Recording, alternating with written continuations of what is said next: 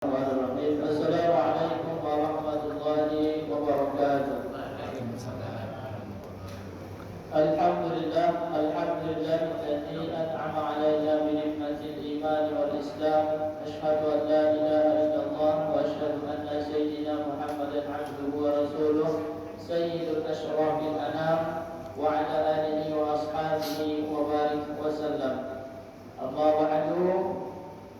Pertama sekali bersyukur kita kehadirat Allah Subhanahu wa taala atas segala limpahan nikmat, karunia serta hidayahnya. Begitu juga dengan nikmat kesehatan, kesempatan sehingga kita masih dapat berhadir di mushola yang kita cintai ini dalam rangka melaksanakan ibadah salat tarawih secara berjamaah. Mudah-mudahan segala rangkaian ibadah yang kita laksanakan kiranya diterima oleh Allah Subhanahu wa taala. Amin ya rabbal alamin. Seterusnya salawat dan salam semoga tetap tercurah kepada baginda Rasulullah Muhammad sallallahu alaihi wasallam. Ialah selaku uswatun hasanah, suri tauladan yang baik bagi kita, manusia yang patut kita contoh hidup dan kehidupannya. Maka kita sebagai umatnya sepantasnya kita bersolawat kepada baginda Nabi dengan mengucapkan Allahumma salli ala sayyidina Muhammad wa ala ali sayyidina Muhammad. Bapak Ibu hadirin sidang jamaah salat tarawih yang dirahmati dan dimuliakan oleh Allah Subhanahu wa taala. Jangankan jamaah, ustaz saja nampaknya sudah mulai tidak hadir. Jangankan jamaah, ustaznya saja sudah mulai banyak yang tidak hadir. Oleh sebab itu, meskipun demikian tidak menghalangi ibadah kita, pelaksanaan ibadah kita di mushola kita ini. Bapak Ibu hadirin yang dirahmati dan dimuliakan oleh Allah Subhanahu wa taala. Judul yang seharusnya disampaikan oleh Ustaz pada malam hari ini adalah Jadilah penolong agama Allah. Jadilah penolong agama Allah. Jadi kita ambil sebagai landasan daripada judul ini firman Allah Subhanahu wa taala di dalam Al-Qur'an surah Muhammad yang bunyinya A'udzu billahi minasyaitonir rajim. Bismillahirrahmanirrahim. Ya ayyuhalladzina amanu in tansurullaha yansurkum wa yutsabbit aqdamakum. Wahai orang-orang yang beriman, jika kalian menolong agama Allah, niscaya Dia akan menolong kalian dan meneguhkan kedudukan kalian. Inilah sebagai landasan daripada judul yang akan disampaikan pada malam hari ini. Bapak Ibu hadirin yang dirahmati dan dimuliakan oleh Allah. Jadi segala ayat yang ada di dalam Al-Quran yang memerintahkan untuk menolong agama Allah Subhanahu wa taala adalah sebabnya diturunkan Allah kepada umat Nabi sallallahu alaihi wasallam, terkhusus kepada masyarakat Madinah pada waktu penyebaran agama Islam oleh Nabi sallallahu alaihi wasallam. Maka ayat ini turunnya kepada umat Nabi sallallahu alaihi wasallam di mana pada waktu itu mereka memiliki keimanan yang menurun. Lalu Allah Subhanahu wa taala menurunkan ayat ini, barang siapa yang menolong agama Allah Subhanahu wa taala, maka Allah akan menolongnya. Bapak Ibu hadirin yang dirahmati dan dimuliakan oleh Allah. Lalu apa gunanya untuk kita ayat ini zaman sekarang? Banyak. Seperti contoh, betapa banyak yang kita lakukan, banyak hal yang bisa kita lakukan untuk menolong agama Allah Subhanahu wa taala ini. Zaman dahulu para sahabat, para nabi-nabi menegakkan kalimat la ilaha illallah, menyebarkan agama Islam dengan pedang, dengan senjata, dengan tombak, dengan menunggangi kuda. Maka saat sekarang ini pahala yang kita peroleh dengan kita melakukan sesuatu hal yang itu termasuk menolong agama Allah Subhanahu wa taala. Seperti apa contohnya? Seperti operator kita ini, seperti memvideokan, menyebarkan ayat-ayat Allah Subhanahu wa taala. seperti menyebarkan, men-share segala hal yang berkaitan dengan kebenaran agama Islam, baik itu secara fikih, baik itu secara tauhid, baik muamalah, baik itu ibadah. Maka itu sama halnya kita dengan menolong agama Allah Subhanahu wa taala. Bapak Ibu hadirin yang dirahmati dan dimuliakan oleh Allah. Kalau kita tengok bagaimana sejarah para pahlawan, baik itu para pejuang-pejuang, banyak yang menegakkan agama Allah, banyak yang menolong agama Allah Subhanahu wa taala meskipun dalam keadaan bersusah payah. Seperti contoh Sayyid Qutb. Sayyid Qutb ini adalah seorang pakar tafsir fi Zilalil Quran yang notabene sebagai seorang pembela agama Allah Subhanahu wa taala. Meskipun Sayyid Qutb dipenjara oleh Zionis Yahudi, tetapi masih tetap melanjutkan penulisan tafsir fi Zilalil Quran. Banyak orang-orang yang apabila kita buka sejarahnya, mereka itu tercatat sebagai penolong agama Allah Subhanahu wa taala. Lalu bagi kita yang awam ini, apa kira-kira yang bisa kita lakukan agar kita tergolong sebagai orang yang menolong agama Allah Subhanahu wa taala? Maka jawabannya adalah di antaranya dengan kita memakmurkan masjid, dengan kita membina, membangun masjid, dengan kita membangun, membina mushola. Maka dengan kita membangun, membina mushola, baik itu dari segi bangunan, baik itu dari segi jamaah, maka ini sama halnya kita menolong agama Allah Subhanahu wa taala.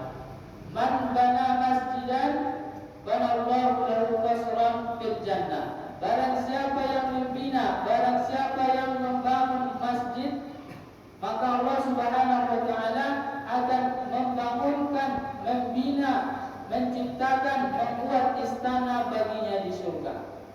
Maka dalam hal ini banyak sekarang yang berlomba-lomba di mana-mana tempat saling membina, membangun masjid semegah-megah mungkin. Tapi banyak yang tidak memperhatikan bagaimana membina jamaahnya, bagaimana membina jamaahnya.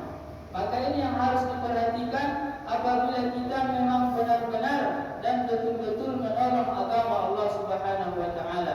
Kita beribadah di mushola, kita beribadah di masjid, bukan tujuannya untuk kita saja, akan tetapi yang perlu kita perhatikan adalah dakwah, mengajak sesama.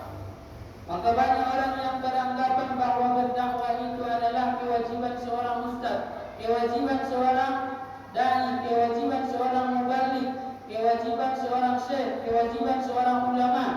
Maka ketahuilah bahawa ketika kita mengaku bersyahadat kepada Allah Subhanahu wa taala, maka saat itu juga kita menerima kewajiban berdakwah. Apabila kita mengaku orang beriman, apabila kita mengaku sebagai seorang muslim, maka kewajiban berdakwah itu wajib bagi kita sebagai seorang muslim, sebagai seorang mukmin. Bapak Ibu hadirin yang dirahmati dan dimuliakan oleh Allah Subhanahu wa taala. Lalu apalagi hal-hal yang bisa kita lakukan untuk menolong agama Allah Subhanahu wa taala ini? Di antaranya adalah yang tidak lepas dari genggaman kita, yaitu gadget. Maka dengan kita memiliki handphone, dengan kita memiliki Android, maka pergunakanlah segala fasilitas kemudahan yang Allah berikan ini untuk menolong agama Allah Subhanahu wa taala. Banyak hal-hal yang bisa kita pelajari daripada handphone, banyak hal-hal yang bisa kita pelajari daripada gadget, dan banyak pula mudarat yang menimbulkan mudarat bagi kita daripada gadget ini. Maka kita ambillah posisi, maka kita ambillah sisi positifnya. Maka sebagai contoh, apabila kita ingin bertanya satu hal, maka boleh saja kita ketik di Mbah Google, boleh saja kita cari di Mbah Google, tetapi dengan link dengan yang bertanggung jawab, dengan akun-akun yang bertanggung jawab. Maka banyak sekarang kemudahan-kemudahan yang Allah bukakan bagi kita umat ini. la fatahna 'alaihim abwaaba kulli syai', kata Allah Subhanahu wa taala. Niscaya akan kami bukakan semuanya kepada manusia itu. Yang dulunya kita tidak percaya, kita tidak tahu, kita tidak kira-kira bahwa bisa menelpon, bisa berbicara dengan orang yang dari sini sampai ke Makkah, yang sampai ke seluruh dunia pun apabila ada jaringannya, maka bisa kita akses semuanya itu dengan kemudahan yang Allah bukakan kepada kita. Maka dengan Allah permudah segalanya bagi kita, kita pergunakanlah untuk menolong agama Allah Subhanahu wa taala. Bapak Ibu hadirin yang dirahmati dan dimuliakan oleh Allah Subhanahu wa taala. Lalu yang berikutnya apa yang bisa kita lakukan untuk menolong agama Allah Subhanahu wa taala? Di antaranya adalah mensyiarkan nilai-nilai keislaman. Mensyiarkan nilai-nilai keislaman.